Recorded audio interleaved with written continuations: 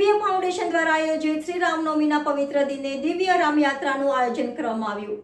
દિવ્ય રામયાત્રાનું ઠેર ઠેર સ્વાગત કરવામાં આવ્યું હતું। દિવ્ય યાત્રામાં ડભોઈના ધારાસભ્ય, શહેર પ્રમુખ, છોટાઉદેપુરના લોકસભાના ઉમેદવાર, વિસ્તારના કાઉન્સિલર, મહાનુભાવો દિવ્ય રામયાત્રામાં જોડાયા હતા। દિવ્ય ફાઉન્ડેશન દ્વારા આયોજિત શ્રી રામનવમીના પવિત્ર દિને દિવ્ય રામયાત્રાનું ભાયલી ખાતે આવેલ શ્રી રામજીના મંદિરથી વાજતે ગાજતે શોભાયાત્રામાં શહેર ભાજપ પ્રમુખ ડોક્ટર વિજય શાહ, ડભોઈના ધારાસભ્ય શૈલેષ મહેતા, છોટાઉદેપુર લોકસભાના ઉમેદવાર જશભાઈ રાઠવા, નિત્યાનંદ સ્વામી, વોર્ડ નંબર 10ના કાઉન્સિલર ઉમંગ બ્રહ્મભટ્ટ, પૂર્વ કાઉન્સિલર વસંત પટેલ, દિવ્ય ફાઉન્ડેશનની ટીમ, કાર્યકર્તા, હોદ્દેદારો, ભાયલી ગામના અગ્રણીઓ તથા રામભક્તો મોટી સંખ્યામાં જોડાયા હતા।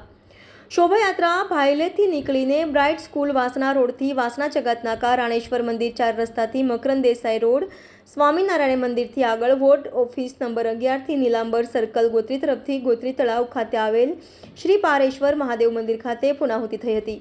વાજતે ગાજતે નીકળેલી શોભાયાત્રાનું ઠેર ઠેર સ્વાગત કરવામાં આવ્યું। અલૌકિક શ્રી રામ મંદિરની ભારત વર્ષના અયોધ્યા ખાતે મૂળ સ્થાને સ્થાપના થયેલી પ્રથમ વખત થઈ રહેલ હોય ત્યારે અનેરો ઉત્સાહ જોવા મળ્યો। Reporter Rahul Rajput, YNN news, Vadodara.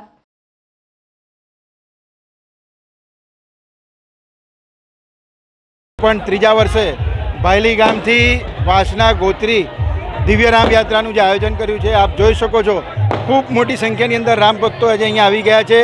આ વખતે વિશેષ બાહુબલી હનુમાન જે દિલ્હીથી આવ્યા છે એ ખૂબ આકર્ષણનું કેન્દ્ર છે। બાળકો અને સૌ લોકો એમને જોવા માટે અહીં આવ્યા છે। ખૂબ મોટી સંખ્યાની અંદર રામ ભક્તો આવ્યા છે। બસ આટલું જ કહીશ।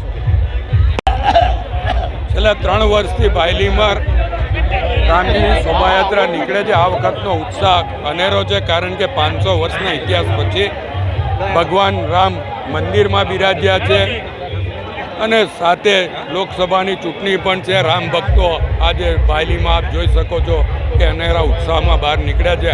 આટલી ગરમીમાં પણ રામ ભક્તો રોડ પર નીકળ્યા છે। માધ્યમથી સૌ રામ ભક્તોને જય શ્રી રામ।